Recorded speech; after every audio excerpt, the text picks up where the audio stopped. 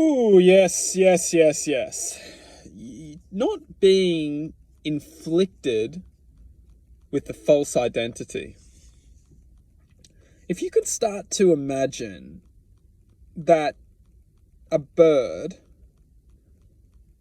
doesn't reflect, well, we don't know truly, but it doesn't look at itself as something that isn't true to itself. I mean, this is quite out there, but it could have a very good point. We don't look at ourselves for our true self, although I am sure within the simplicity of life, many fields of energy or awareness do regarding a bird. A bird, we don't know, so that's actually a hard analogy to give, because maybe it doesn't. Maybe a bird, it's quite out there, but you can't say that. But what I can share is that we don't look at ourselves as our true originality. We actually look at ourselves as a human being in a human body. And within this human being and this human body, we have human problems. And a lot of us, our problems aren't true to our originality. They're not true to our truth of our existence. They have been developed over a period of time to generate a sense of imbalance to our true self. If the true self was able to be the true self, we wouldn't be the human being which we are. We wouldn't be the human being which is programmed to have suffering, have stress, have worry, inflict hate, inflict hatred.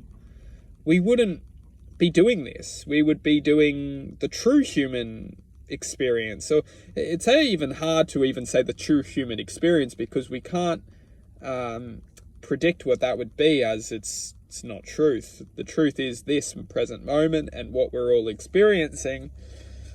But what is truth is truth itself, and truth doesn't have true truth. And what could be true truth is the vibrational force of a higher existence that we all have the ability to connect and resemble within. This existence, this truth, can start to harmonize the imbalance between our true nature and the toxification which has started to corrode the true nature of our existence. And if we don't connect to this higher existence, which is essentially love, if we don't connect to love, we won't ever feel the harmonization which we can feel.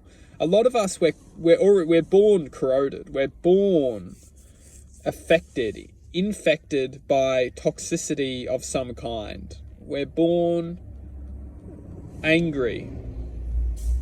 And if we can't access our love from our hearts, we might die angry. And this will only recur. It's only a cycle.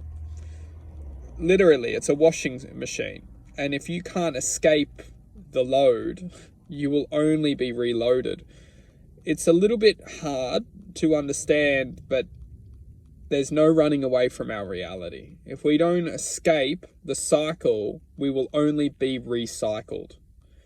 Now, it's nothing to fear, because that's what our minds want us to do. Our minds want us to fear what we don't know. And then when we're fearful, we only are vulnerable to our own thoughts. The trick is to become the unknown and look at fear in the eyes and say, I'm not going to be afraid anymore. I'm not going to fear anymore. And if I'm not fearing, I'm not going to stress anymore either, because there's no point of stressing. When we start to make decisions, we will start to find that our lives naturally attract what we need in this moment. And when we start to attract to what we truly need, we will start to discover that we were always being guided. It was only our ignorance which was distracting our guidance from coming true to ourselves.